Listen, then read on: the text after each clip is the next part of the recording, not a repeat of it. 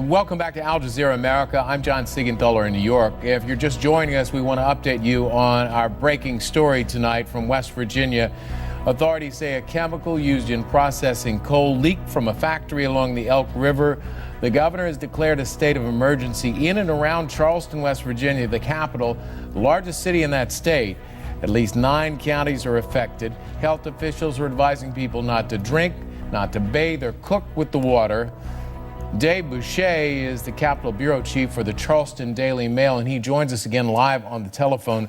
What else are you learning, Dave? You know, we've heard reports, obviously, that stores have been selling out of water very quickly. We heard a local Sam's Club went through 4,200 cases of water within an hour and a half. And actually, the state attorney general just recently put out a statement saying that they've heard reports of price gouging going on at certain stores. West Virginia law says that you're only allowed to raise the prices of commodities up to 10% in the state of emergency. They've heard that there's been some sorts of price gouging going above that.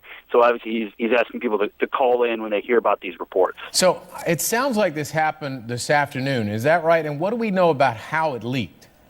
So actually, the first reports of something wrong came up as early as 10 o'clock this morning. And oddly enough, the first indication was people reported a smell of licorice in the air. And so after there was this report of licorice smell or odor in the air, and officials started to investigate. And eventually, in mid-afternoon, they announced, local community officials announced that there had been a leak of this product. And so what we know so far is that about 2,000 to 5,000 gallons of this chemical leaked out of an internal barrier of a large holding tank, and then an unknown amount of that 2,000 to 5,000 gallons made it through a secondary container, seeped into the ground, and made its way into the river. Now, we're not sure if there was a hole in the container or if something else went wrong. I've been told that the facility was old, but that's those are all the details we have at this point. So the facility is close to the Elk River, and you know we're looking at some pictures. I'm just assuming that are of the Elk River. Is it a It looks like a beautiful river, a recreational area as well.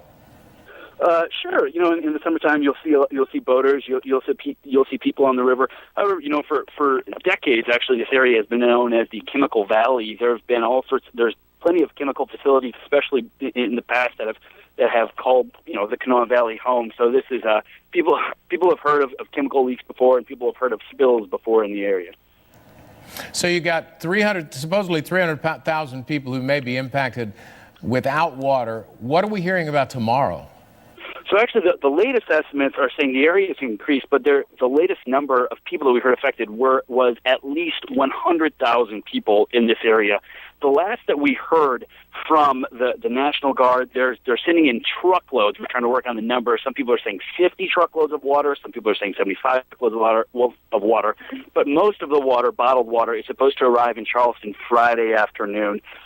Local county officials are establishing locations where citizens can go and pick up water now, or can try and get some fresh water at this point, because small sections of local community municipal water sources have not been contaminated. So, but at this point, there was just a statement from a spokesperson for the water company. They say that no timeline has been released yet, and they can't update when exactly this state of emergency can be lifted. So it's kind of a wait and see sort of scenario at this point. All right, Dave Boucher with the Charleston Daily Mail has been providing us with some terrific information. Dave, thank you very much. And my pleasure. For more on the concerns about the water supply, soil, and more, let's bring in Techno's Marita Davidson, an environmental scientist in Seattle. And Marita, we're hearing about the effect on the community, but what effects can we expect on the environment? You know, John, initially my reaction is that there's 2 major concerns right off the bat. The first is, where is this chemical going, both from a physical and a biological standpoint? And the second is, how difficult will it be to contain and remove the chemical from the environment? So in terms of where it's going, you know, we need to know where it's going, if it's going down how far it's going downstream, how much it has spread throughout the watershed, and then how is it being taken up by the different organisms, both inside the river and the watershed system, and those organisms that are on the terrestrial side but depend on those aquatic systems for their survival.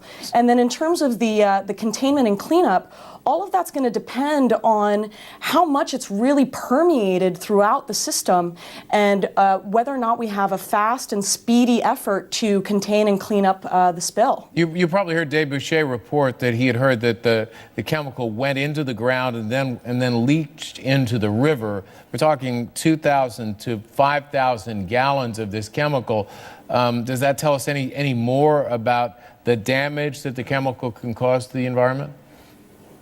Well, you know, I don't know much about this particular chemical, so I can't speak to that specifically. But if it has really permeated down into the water table, that can be a major concern from an environmental standpoint, because those sources of water are very long-lived. It takes a lot of time for them to cycle up, sometimes to the terrestrial or up to the surface, and it takes a lot of time for those to cycle through the entire water cycle. So that could be actually a very major concern. All right, Marita Davidson. Marita, thank you very much. And